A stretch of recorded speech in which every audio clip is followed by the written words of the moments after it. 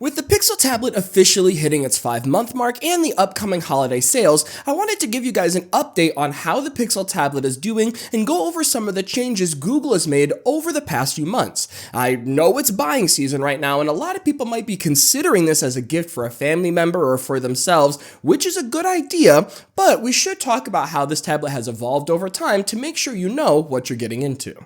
And the first thing we need to go over is the updates. Since launch, Google has pushed out a lot of smaller updates in June, July, August, and September that were mainly security and stability updates, with the big one coming in October with a full OS upgrade to Android 14. That update did bring actual features like monochrome theming and updated accessibility changes, plus the under-the-hood performance improvements, but the headline features of lock screen customization are nowhere to be found on the Pixel tablet. So that means no custom clocks and no lock screen shortcuts, only the one for Google Home, which is super disappointing, and I hope we do get them eventually. Needless to say, the software experience hasn't really changed over the past 5 months. It's just been a lot of stability fixes and minor features. That said, if you're really into updates, we fully expect the next meaningful one to be in December, where we should be getting the ability to force apps into full screen, which has been a huge pain point on the Pixel tablet since release. In fact, this feature I'm currently using on my Pixel Fold right now, and it does run pretty well.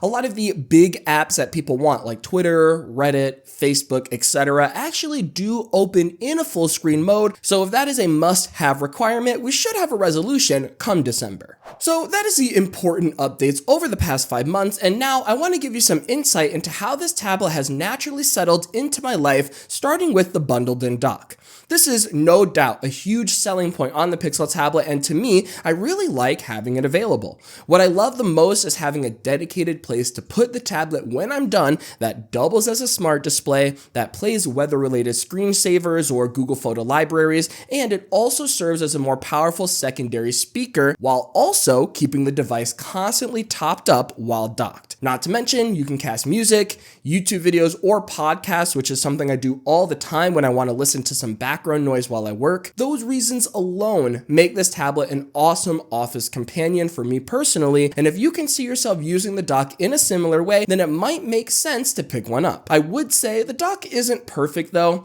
The speakers are totally passable for casual listeners, but audio experts will definitely want something more rich in sound. And the dock cannot be used independently from the tablet, so if you wanted to use the tablet in one room and play music in the dock in another, it simply is not possible and probably will never be, unfortunately. Shifting gears, let's move away from the dock and talk about the tablet itself. We have a 60Hz 11-inch 2560 by 1600 LCD display running on 8 gigs of RAM and the Tensor G2 chip for its main processor. Performance has been great in casual gaming, web browsing, or streaming, but the 60Hz has really bothered me as a leisure device, so I end up using it as a home office / companion device. This means it's being used as an external monitor for filming videos, a notepad to reference information while I work, or a quick side screen for Google search inquiries. To a lesser degree, I also use a third-party stylus for navigation, marking up screenshots, or sketching quick thumbnail ideas. And occasionally, I'm using it as a remote for the Android TV projectors that I've been testing out, or just as a home controller in general for lights, security cameras, and more. All of those tasks the Pixel tablet can handle just fine, and really, I never had a desire to push it beyond those tasks. So that is how I consistently use the Pixel tablet in my day-to-day, really as a side device or companion piece to my regular setup, which brings me to the future and what we can expect from the tablet as we approach the 6-month time frame and beyond. As I mentioned earlier, December is the next important update we should be looking out for that should bring forced full screen mode and maybe a few features we haven't seen yet. In October, we did report the Pixel tablet may be receiving some Nest Hub features like look and talk as well as quick gestures, although nothing has been officially announced yet. And finally, talking about the remaining lifespan of the device, we basically have 2 more years of OS updates and we get an additional 2 years of security on top.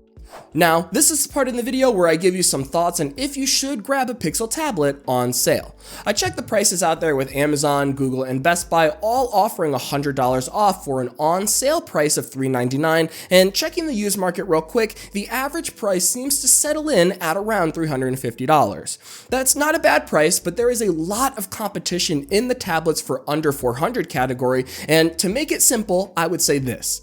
To get the greatest value from the Pixel tablet, you should be interested in using the dock to some degree, interested in having a consumption device with some of the Nest Hub capabilities, and need to understand this is meant for casual usage, so you won't be running any demanding games. If that sounds good to you, find the best deal you possibly can get this holiday season, otherwise it might make more sense to look at competitors in the same price range. Either way guys, this isn't a full review, just sharing some last minute thoughts before the holidays kick off. Let me know if you're considering a Pixel tablet this year, and if not, or if so, leave a comment and let me know.